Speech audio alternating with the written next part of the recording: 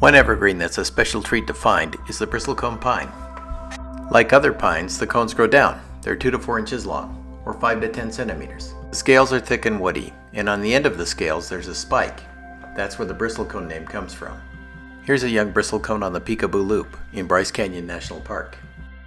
And here's a much older bristlecone pine in Great Basin National Park. This tree is 3,200 years old.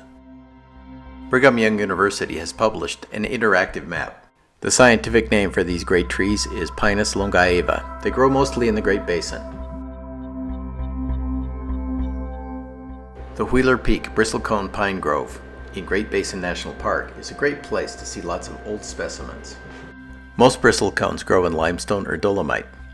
This grove is different because it's growing in a glacial moraine of quartzite.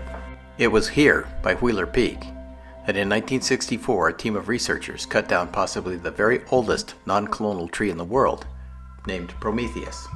That tree was 5,200 years old. Here's the stump of one of the oldest trees on Earth. Here's a tall bristlecone on the edge of the Ponsigan Plateau in Bryce Canyon National Park. Let's take another look at the cones. Here's a fresh cone.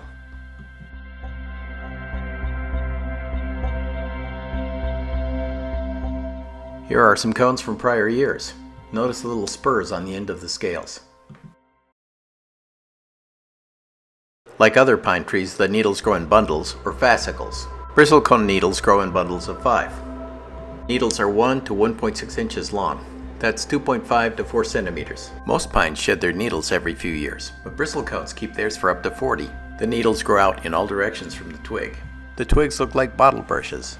These trees are harder to find than other evergreens, and that makes it an even bigger treat to find them. For your next backcountry trek, see if you can track down some bristlecones.